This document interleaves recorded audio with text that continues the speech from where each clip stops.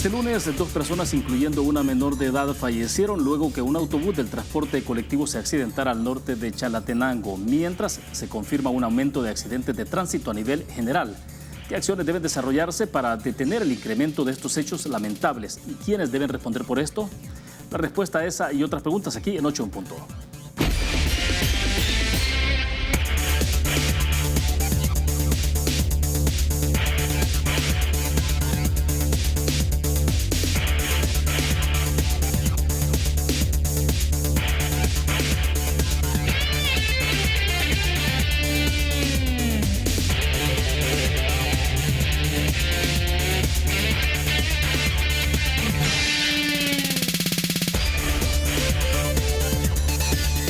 Buenas noches, bienvenidos a 8 en punto. Gracias por estar con nosotros en este lunes, iniciar la semana después de la vacación. Esperamos que hayan regresado muy bien de ese descanso y que también les haya permitido un poco de reflexión espiritual. Gracias por estar con nosotros esta noche. Vamos a reflexionar sobre la situación del transporte público en nuestro país, la accidentabilidad y también reformas a la ley de tránsito terrestre que se han propuesto, diversos proyectos que hay de discusión, incluso en Asamblea Legislativa. Queremos agradecer esta noche que nos acompañan en nuestros estudios acá en Canal 33, David Reyes. Él es diputado del Partido Alianza Republicana Nacionalista Arena. Diputado, bienvenido. Buenas noches. Muchas gracias, William. Un placer estar contigo y todos los televidentes. También espero que hayan podido descansar estos días. Un gusto de estar esta noche también con Rodolfo. Gracias por la invitación. Bueno, perfecto. También agradecemos precisamente a Rodolfo Espinosa. Él es secretario de la Asociación de Motoristas de El Salvador. Está con nosotros en nuestros estudios. Rodolfo, bienvenido. Buenas noches. Mucho gusto, gracias. Un saludo a todos los motoristas a nivel nacional, no de la asociación, y que son parte de la asociación, y al pueblo salvadoreño en general. Bueno, excelente. Bueno, vamos a comenzar. Los accidentes obviamente están generando un fuerte impacto económico en este país. El otro drama que tiene que ver con la situación humana que se genera después de una situación donde hay fallecidos, donde hay lesionados, hay un fuerte impacto para el sistema de salud pública, desde luego.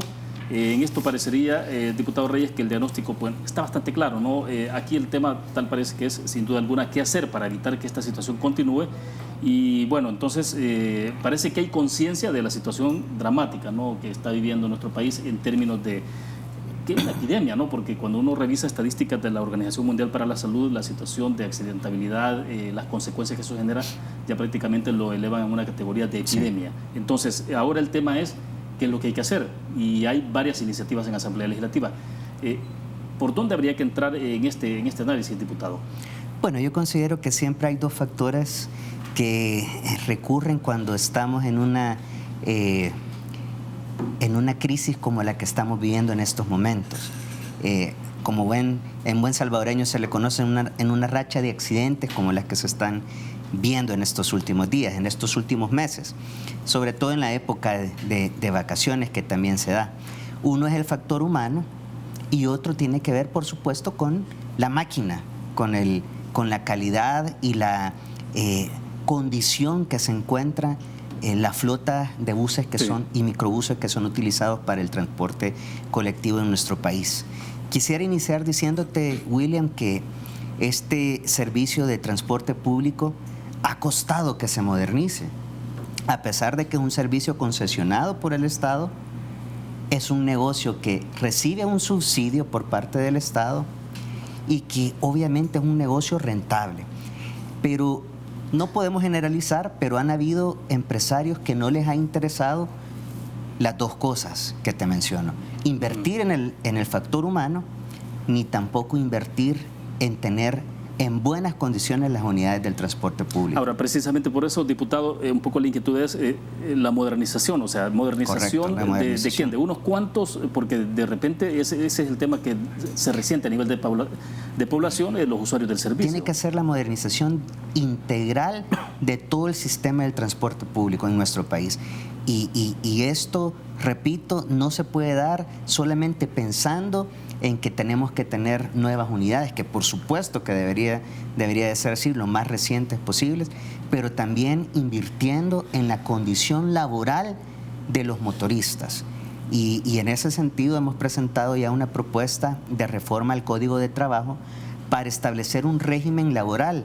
Fíjate, William, que hace varias semanas yo presenté una propuesta a raíz también de otra racha de accidentes donde estaban ocurriendo bastantes muertes, por consecuencia de conducir de manera imprudente y que consiste en elevar la sanción penal para aquel conductor que se le compruebe que ha conducido de manera negligente y que haya ocasionado muertes de seres humanos. Ahora estamos hablando en la reforma al Código Penal en el 132 y el Correcto. 146, ¿no? Es correcto.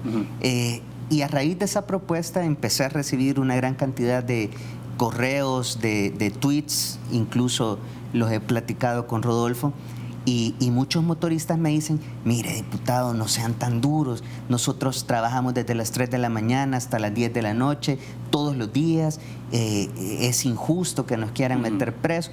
Y bueno, aunque nada justifica que haya una conducción negligente, me hizo investigar un poco sobre las condiciones laborales de los motoristas. Y yo creo que ahí Rodolfo nos puede decir de primera mano, pero la información que yo logro recopilar es que no les pagan seguro social, no les pagan horas extras, ni siquiera les pagan aguinaldo. Es más, no les pagan AFP, ninguna de las prestaciones de ley. Y la propuesta que hemos presentado junto con varios colegas consiste en crear un régimen laboral específico para los motoristas del transporte público, donde se garanticen todas las prestaciones que nuestra Constitución establece para todo trabajador.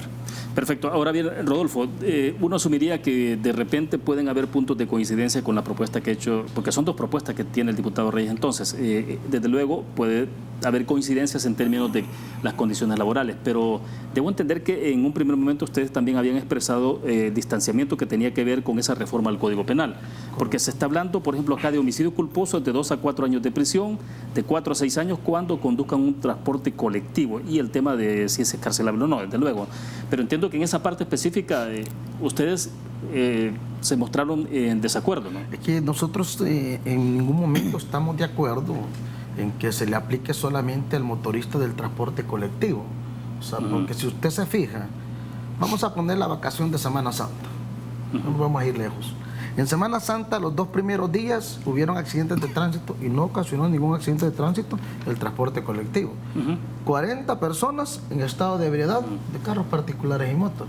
No mencionaron el transporte colectivo. Sigue la influencia y agarran otros 25 más entre mujeres y hombres y no apareció el transporte colectivo. Bueno, la estadística final estaba indicando que eran 119 conductores detenidos. Debemos entender que... Exactamente, pero ¿cuántos son del transporte colectivo? Esa pregunta es la buena. El transporte colectivo no es el causante de los accidentes de tránsito en este país. Es cierto, yo lamento lo que pasó este día y lamento que el motorista no se haya quedado en el lugar. Sí, porque huyó del lugar. Pero ¿cuál es la causa? No fue causante del motorista, es una causa de un desperfecto mecánico. En el caso del accidente de hoy en Chalatenango, fue desperfecto mecánico. Sí. Eso es lo que tiraron la división de tránsito ya de último, en un Twitter de ellos. O sea, ¿qué pasa? El motorista se siente abatido porque ve 2 personas fallecidas. ¿Qué hace? Mejor irse porque la lleva de perder, como le dice buen salvadoreño. Aunque él tendría que quedarse. Cuando el diputado presenta la reforma de 4 o 6 años, nosotros no estamos de acuerdo porque se aplica solo para el transporte colectivo. Está bien que se aplique para todas las personas que conducen. Pero la diferencia es que en el caso de ustedes conducen una unidad donde se transportan 50, 60 personas, ¿no? Si usted se da cuenta, del 100%, el transporte colectivo tiene el 1% de los accidentes de tránsito. El 59% se lo manejan las motos, el 40% lo manejan los carros particulares y camiones. ¿Qué pasa en este caso? Está bien que se lleven detenida una persona, pero tienen que investigar cuál fue el causante del accidente, si fue por desperfecto mecánico y si fue por imprudencia del conductor. Pero mientras todo esto se investiga, ¿en dónde va a estar el motorista? Va a estar 6 meses preso. No, tiene que haber una reforma, y aprovechando que está el diputado, que tiene que haber una reforma que puede ser juzgado el motorista fuera de cárcel. Si es culpable, entonces... O sea, que sea escarcelable. Correcto. Ahora, pero entonces... Mientras está el proceso. O sea, entonces ustedes no están en contra de la disposición de incrementar, de colocar incluso los de 2 a 4 años de prisión, pero que sea para todos. Para todos, pero que se investigue, ¿no? que no solo se vaya a los 6 meses de cárcel la persona mientras esté investigando, no, la persona que esté libre, con un arraigo familiar donde él esté, y si él es culpable, entonces sí, pues que esa persona sea condenada. Pero imagínate que mientras se esté investigando va a estar preso 6 meses. ¿Quién le va a dar de comer a los hijos de él? O sea, el gobierno no le va a dar de comer. Eso tiene que ponerse a pensar los diputados también. ¿Por qué? Porque esto nosotros lo hemos manejado de esta manera, es porque tenemos que entender, es cierto, se ha venido una racha de accidentes. Pero si usted se da cuenta, de enero hasta este día, el transporte colectivo solo ha ocasionado 4 accidentes de tránsito, de gravedad. Perfecto. Ahora, diputado, entonces, ¿cómo plantear en esa parte en específico que tiene que ver con la prisión, el caso de prisión y lo que dice don Rodolfo, entonces, en términos de que debería ser esto general? Mira, si hablamos específicamente, y pongamos el ejemplo que estamos hablando del accidente de esta mañana, la Policía de Tránsito ponía esta información, que aparentemente la excesiva velocidad y sobrecarga habrían sido las causas de ese siniestro. ¿Por qué va a excesiva velocidad? O sea, ahí es una conducción completamente negligente. Y aquí, fíjate que, aunque no lo ha mencionado Rodolfo, pero ciertamente tiene mucha responsabilidad también el empresario del transporte público. Por supuesto, la falla humana ha sido culpable también, pero si se llega a demostrar, como lo que dice Rodolfo, que también ha habido una falla técnica de la unidad del transporte, pues entonces la responsabilidad debe de verse de manera compartida. En ese sentido, cuando tú te pones a pensar que es un servicio concesionado por el Estado, además de eso es subsidiado, el empresario del transporte público debería de tener un control riguroso para asegurarse de que estas unidades del transporte público estén en perfectas condiciones, para asegurarse también de que los conductores respeten los límites de velocidad. Y yo coincido, no por uno se puede juzgar a todos, no sé, porque de cada 100 conductores probablemente sean pocos los que generan estos accidentes. Eso las estadísticas lo pueden demostrar, pero lo que no puedo concebir, y esto lo digo a título personal, es que un negocio subsidiado por parte del Estado no tenga controles. Por Dios, ¿cómo no va a tener controles mínimos o exigirle a sus empleados que manejen de manera prudente, respetando las leyes de tránsito? Porque este solamente ha sido un ejemplo de lo que sucedió hoy en la mañana, y es lamentable porque ya no nos sorprende, lastimosamente ya nos estamos acostumbrando a ver que hay tantos accidentes y tantas muertes, tantas personas muertas por causa de accidentes del transporte público. Bueno, tenemos que hacer una pausa, y a propósito del último punto que abordaba, diputado, y que tiene que ver con el caso de los empresarios de autobuses, obviamente que giramos la invitación a los empresarios de autobuses, declinaron participar. Sería interesante escuchar la opinión de ellos, ¿no? Porque son parte del problema y son parte de la solución, sin duda alguna. Vamos a ir a una pequeña pausa, regresamos con más.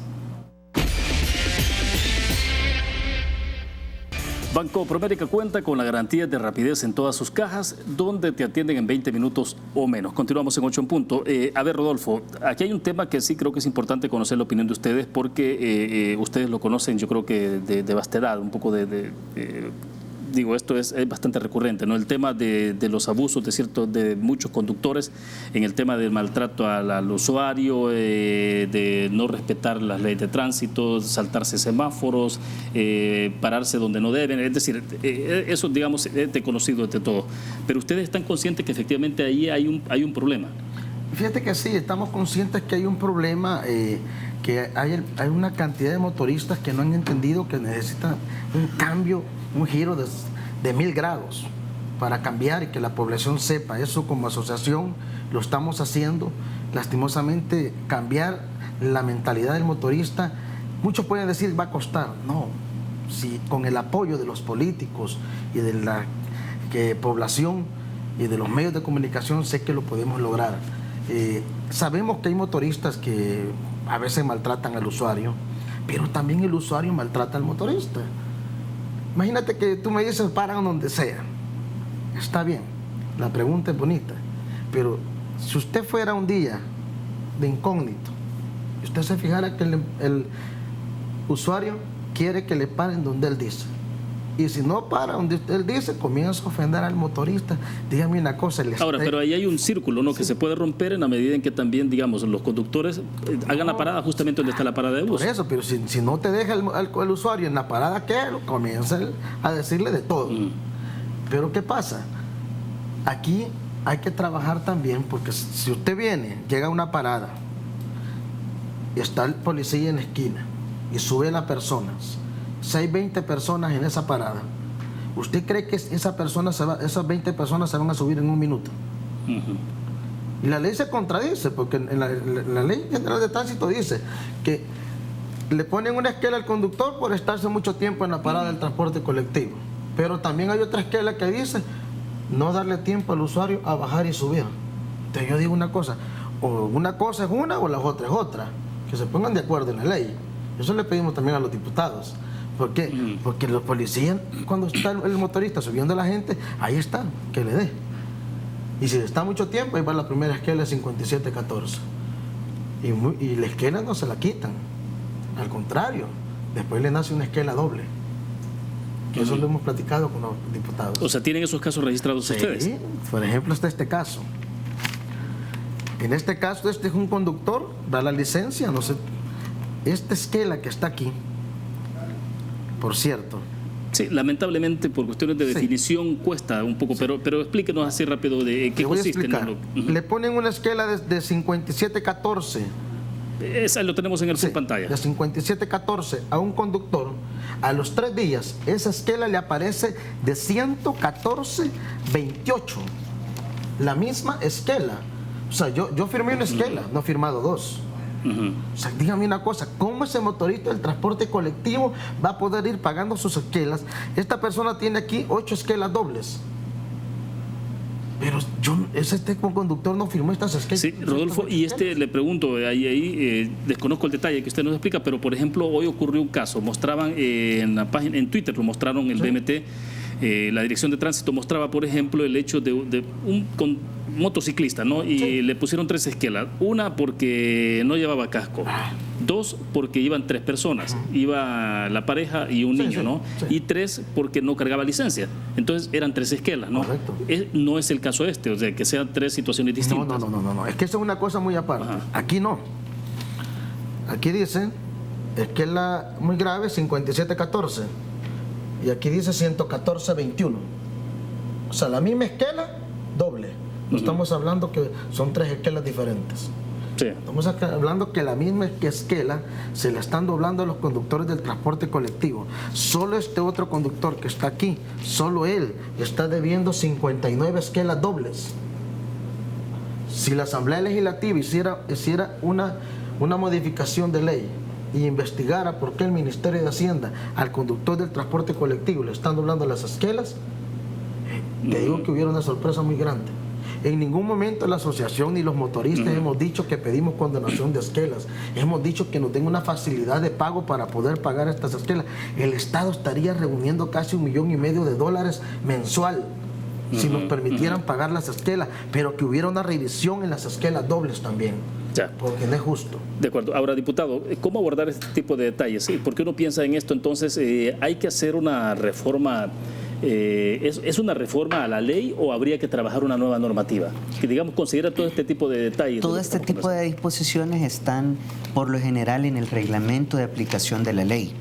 Quiero comentarte que en la primera reunión de la Comisión de Obras Públicas, hoy que se regrese de la vacación, se va a iniciar ya un análisis integral de toda la ley, sobre todo el pliego de sanciones y de multas, porque hay bastantes propuestas para incrementar las multas. Incluso hay algunas propuestas que mencionan que también pudiese haber trabajo comunitario en ese caso. Yo invitaría a Rodolfo que si tienen una propuesta concreta puedan presentarla.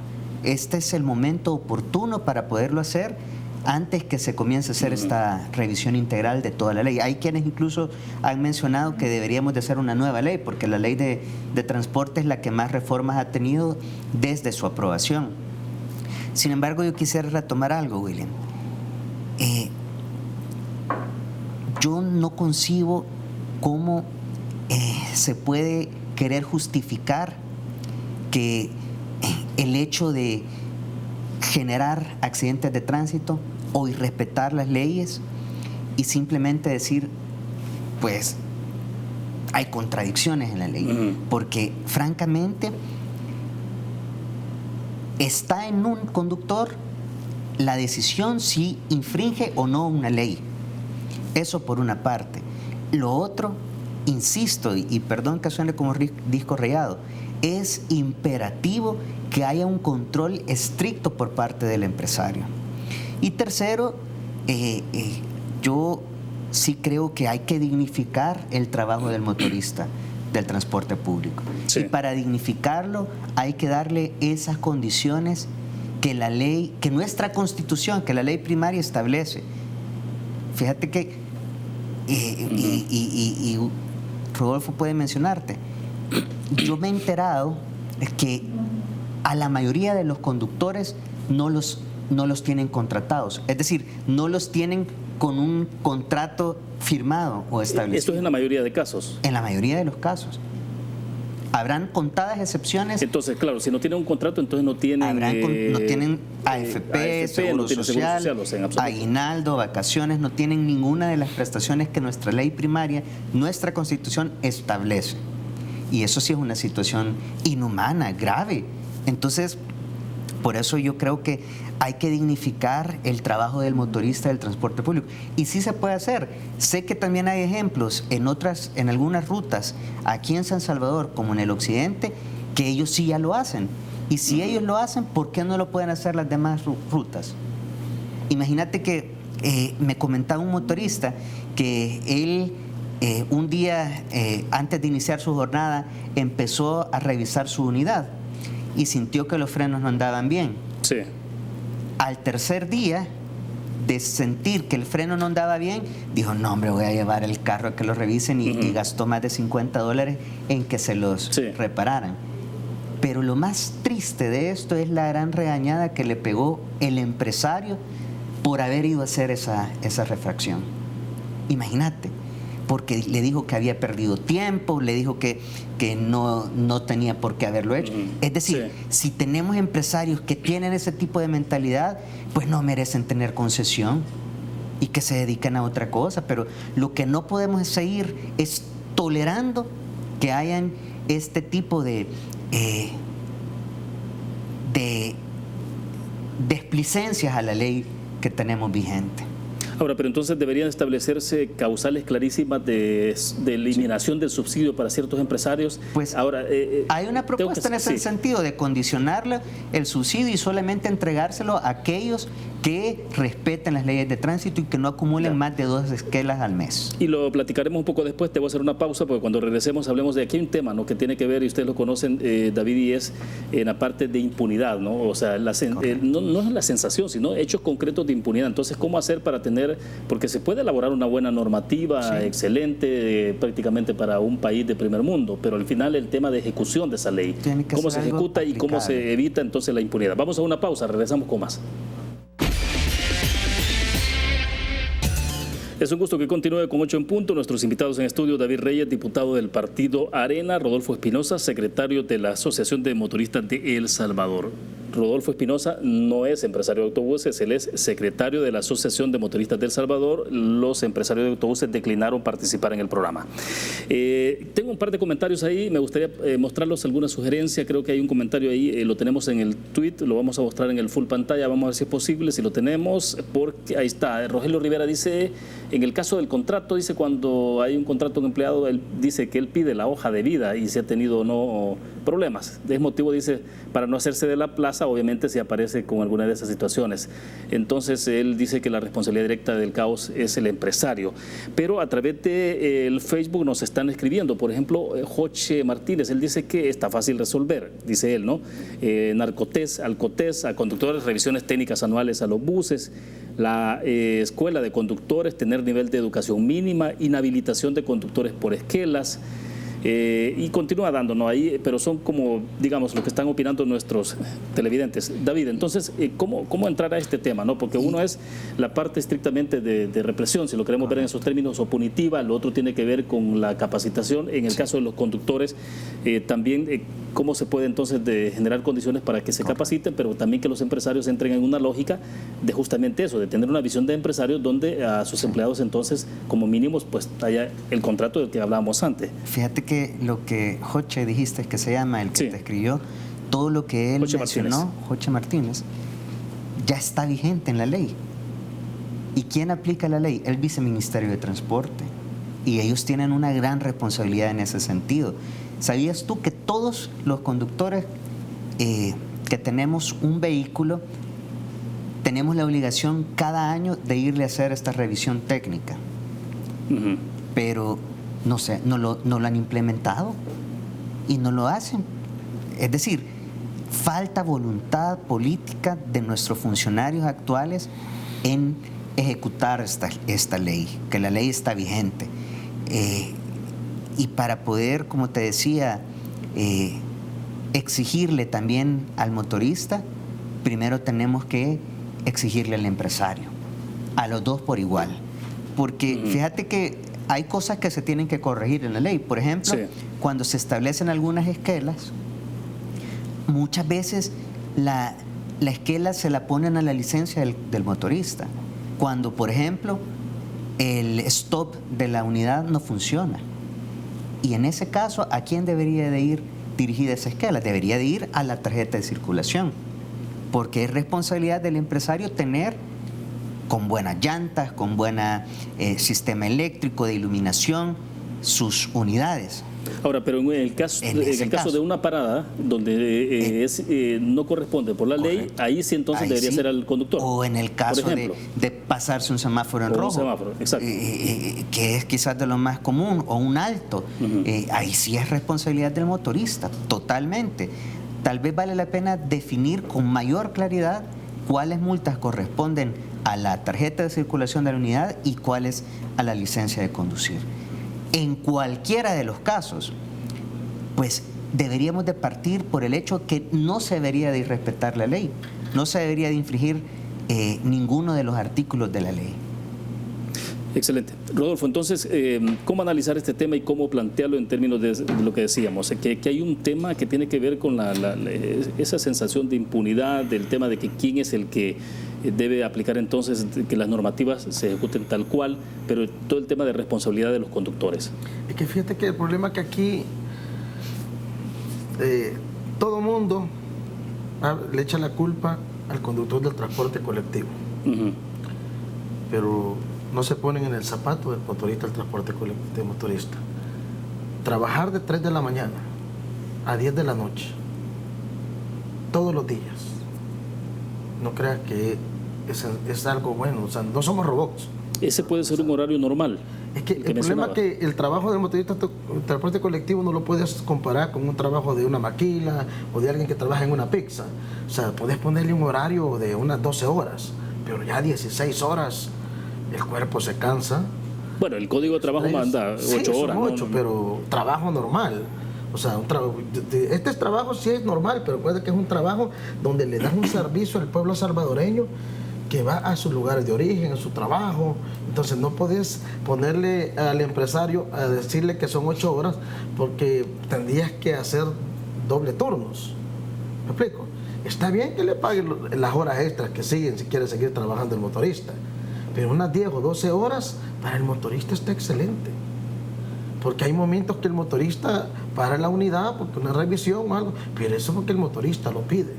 Sí. Pero no todos los empresarios, yo no digo que todos los empresarios son iguales, hay algunos empresarios que se portan de una manera excelente, pero hay una buena cantidad que se les olvida que nosotros transportamos personas, o sea, usuarios que van a sus lugares de origen, a sus casas, y a veces es de ponerse la mano a la conciencia de que no solo nosotros tenemos que ver cómo, si el motorista le dice, mire, la unidad esto tiene, el empresario tiene que ver cómo hace, pero hay un problema y eso le corresponde al empresario decirlo, no a mí, pero se lo voy a decir. la tarifa actual que tiene el transporte colectivo no está adecuada también para los gastos económicos que tiene el transportista, el empresario. No.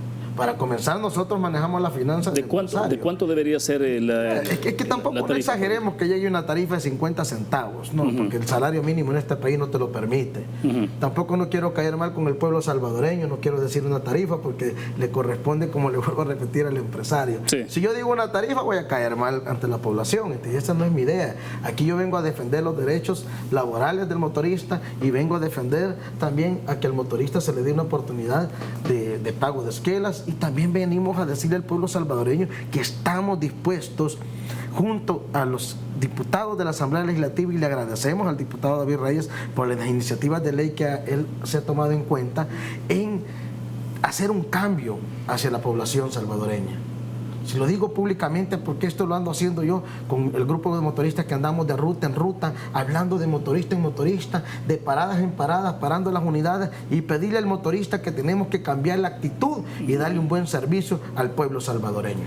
Sí, tenemos en el tweet, alguien nos está escribiendo, Saúl Aquino, vamos a ver si lo mostramos en el full pantalla, está. Dice, no solo son los conductores, son los empresarios que les exigen una cuota diaria y si no la sacan, pues se los descuentan del sueldo. ¿Ocurre esto, Rodolfo? Sí, lamentablemente tengo que decirle, voy a caer mal con algunos empresarios, pero no me importa, pero sí, hay empresarios que si no cubrís la cuota, te quitan de tu salario. Y entonces eso de alguna forma lleva a los conductores de las unidades a ir en esa competencia en las calles a veces, el problema que no es que hay o a pelearse pasajeros. Es que fíjate que no, porque hay rutas que no van al mismo lugar. Si hay algunos compañeros que nosotros los hemos identificado, ¿sí? Eso hemos ido personalmente. Por ejemplo, está el de la 38, que tiene un sentido contrario. Por cierto, creo que este canal lo sacó, si no me equivoco. Es el 33, creo que lo sacó. Sí. Y se lo tiraron en Twitter. A mí, en mi Facebook me dijeron de todo, que por qué los defendía. Pero yo defiendo al buen motorista. No estoy defendiendo al mal motorista, se lo he dicho en ocasiones al diputado David Reyes, no defiendo al mal motorista. Yo estoy defendiendo a aquel motorista que se levanta a las 3 de la mañana, 10 de la noche y le da un buen servicio al pueblo salvadoreño. A ese motorista yo lo intercepté en otro lugar, hablé con él y le dije, ¿qué estás haciendo, compañero? Llevas vidas. Imagínate que va tu familia allá adentro, cometes una tragedia, se muere tu familia, ¿qué pensarías? Y si eso mismo me lo hizo un comentario un diputado, Rodolfo, me dijo, si comete un accidente y si te matan a una hija o un hijo, te vas a sentir a gusto que te estén dando $2,000 por una indemnización. No, le dije yo, correcto, me tocó el ego, como se dice, ¿va? Pero sí, aquí nosotros como motoristas lo que queremos hacer es un cambio, pero no lo podemos hacer solo. Queremos extenderle la mano al empresario, al usuario y a los políticos en este país que nos echen la mano. Bueno, tenemos que hacer otra pequeña pausa. Vamos con nuestros anunciantes. Volvemos con más. Bien, estamos a cierre de 8 puntos. Diputado Reyes, en el tema de tarifa, nos decía en el corte comercial, hay una parte que usted difiere, decía de lo que decía Rodolfo. De todo lo que mencionaba Rodolfo, en lo único que difiero es en el tema de la tarifa.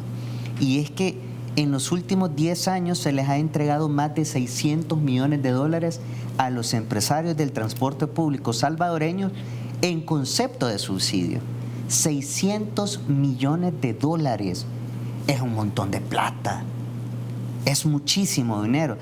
Y que digan de que este no es un negocio rentable y que solamente están obteniendo la cuota del pago de la unidad, a mí me parece que eso no es correcto. Es una mentira. Pero lastimosamente no vinieron los empresarios a este foro para poderlo corroborar.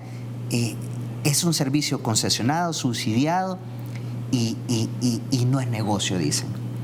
Algo no me concuerda, porque si no fuera negocio, seguramente no estuvieran en ese rubro. Entonces, yo no creo que se deba de hablar de un aumento a la tarifa. Lo que sí se debe hablar es un aumento en la calidad del servicio que se le ofrece al usuario, que todos los días, que fíjate que es más del 80% de nuestra población se mueve por el transporte público. O sea, se mueve todo nuestro país, prácticamente. Sí, diputado, entonces ustedes van a trabajar en adelante sobre el tema de capacitación y carnetización como propuestas, digo, sí. Reformas al Código Penal en el artículo 132 y 146 y la parte que tiene que ver con el Código de Trabajo. Correcto. Es el caso que involucra a los conductores, sí, y empresarios. De hecho, te quiero comentar que el próximo martes 30 de abril están invitados los motoristas y el siguiente martes en la Comisión de Trabajo y Previsión Social también hemos invitado a los empresarios del transporte público. O sea, recién para comenzar con la fase de consultas. Sí. Y inmediatamente después esperamos poder emitir un dictamen. Yo, honestamente, considero que no se requiere mayor estudio de esta propuesta, porque estamos hablando de un derecho constitucional, los derechos laborales, y en su calidad de empleados los motoristas los tienen y lo gozan como cualquier empleado del sector público o del sector privado. ¿Todas las modificaciones serían en simultáneo? Pues como están en diferentes comisiones, también. La del Código de Trabajo está en la Comisión de Trabajo y Previsión Social, la propuesta de reforma al Código Penal, entiendo que ya está bien avanzada, está en la Comisión de Legislación y la propuesta de la carnetización está en la Comisión de Transporte. O sea, sí. Están en 3 comisiones diferentes y pues siempre hay un proceso de consulta y hay un proceso de análisis y que yo creo que van por buen camino, William. Bueno, para ir concluyendo entonces, Rodolfo, ustedes obviamente asistirán entonces a la convocatoria de la comisión. Para el 30 de abril, a mi persona y a otro grupo de compañeros nos han invitado a la Comisión de Trabajo, donde vamos a escuchar, nos van a escuchar también el planteamiento que nosotros llevamos, ya que la propuesta que dan del Seguro Social y todas las prestaciones, como motoristas no lo vemos mal. O sea, para las otras piezas que se metieron por la reforma del Código Procesal Penal, también nosotros hemos presentado una carta donde pedimos ser escuchados dentro de las otras 2 comisiones, porque no es justo que solo prueben las leyes y no seamos escuchados. La idea es que se nos brinde también el momento para nosotros exponer lo que nosotros queremos. Bueno, perfecto. Nos quedan un par de minutos. Diputado Reyes, ustedes continúan, este es un tema aparte de lo que estamos conversando, para cerrar rápidamente. No eligieron Procurador General de la República antes de irse en Semana Santa. ¿Qué sería? El viernes, prácticamente sábado, terminaba el periodo, ¿no?, para que fue electa la actual Procuradora. ¿Y esta semana podrá ocurrir algo o no? ¿Podrá haber elección? Mira, quisiera denunciar que no se eligió Procuradora General de la República por pura negligencia. Por pura negligencia. ¿Pero de quiénes? De algunos colegas diputados. ¿Por qué? Porque si tú revisas los listados que hicieron públicos todos los partidos políticos, incluyendo el listado que presentó el diputado no partidario Leonardo Bonilla, habían al menos 3 nombres coincidentes en cada uno de esos listados. Eso significa que no había excusa por qué no elegir antes de la vacación de Semana Santa a la nueva autoridad en la Procuraduría General de la República. Sonia Cortés de Madrid aparecía en todas las listas también, pero... Pues, por eso te digo que habían al menos 3 nombres, y si están 3 nombres coincidentes en todos los listados, eso significa que cualquiera de los 3... Habían más, pero por mencionarte, al menos 3 nombres pudo haberse elegido. Entonces, yo no me explico, eso me suena más a que está ocurriendo una negociación de algunos diputados, probablemente, que todavía no entiendo y no quiero pensar mal. ¿Pero no está el Partido Arena en eso, sí? Pudiera ser. Pudiera ser. Diputados de su mismo partido. Pudiera ser que sí. ¿Pero planteado en qué términos sería? Pues mira, al menos si me refiero a nuestra situación interna, hemos discutido bastante sobre los nombres, hemos hecho incluso un baremo, hemos analizado los diferentes candidatos y sacamos un consenso de por lo menos 4 nombres, si mal no recuerdo, 4 o 5 nombres. ¿Y figura siempre Sonia Cortés de Madrid o no? No. O sea, para el Partido de Arena no está considerada entonces. No. Ya, y entonces... al menos no en el consenso. Sí. Ahora, ¿por qué esta elección va con mayoría simple, no? Tiene que ser con 56 votos. O es calificada también, ¿no? Sí. Sí. Pero entonces, ¿dónde está la parte neurálgica que está trabando la discusión? Yo esperaría, William, que esta semana, a más tardar, nos convoquen a plenaria para poder elegir a la nueva autoridad en la Procuraduría General de la República. No puede quedar acéfala, no puede estar acéfala, sobre todo por negligencia de no haber querido elegir antes de irnos a la vacación de Semana Santa. Pero eventualmente está asumiendo la procuradora adjunta. Sí, pero no es correcto. No es correcto. Es decir, hay un plazo establecido y pudimos haberlo cumplido, fíjate, pudimos haberlo cumplido, pero no se hizo por negligencia.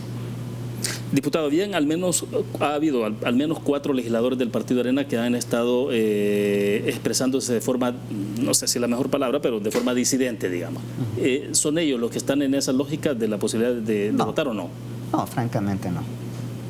No, de hecho, ellos han participado en las discusiones que hemos tenido y francamente la mayoría hemos propuesto por lo menos 3 nombres y por eso te digo que la mayoría teníamos ya una candidata favorita y la propusimos, pero lastimosamente no se llegó a al voto unánime de la fracción. ¿Quién era la candidata entonces? Y fíjate que quizás me voy a reservar en esta ocasión de decir el nombre por no afectar su candidatura, pero sí, francamente,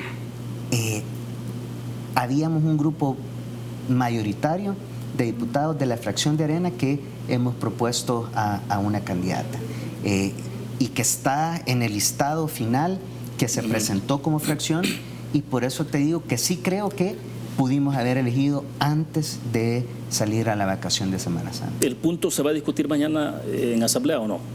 Pues esperaría que sí, o esperaría de hecho que se nos pueda convocar lo más pronto posible para poder elegir a la autoridad de la Procuraduría General de la República. ¿No han definido si sesión plenaria es miércoles o jueves o ya está?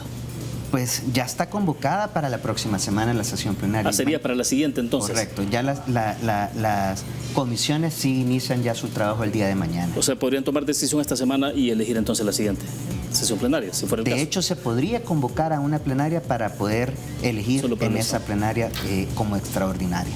Bueno, se nos fue el tiempo, vamos a estar pendientes. Gracias, diputado, por estar con nosotros. Gracias, William. Muy gentil, muy amable. Muy amable. Bueno, excelente. Gracias, Rodolfo, por haber estado también en el otro tema. Bueno, gracias a ustedes que nos acompañaron. Nos vamos a ver mañana, 8 en punto. Mientras tanto, que descansen. Buenas noches.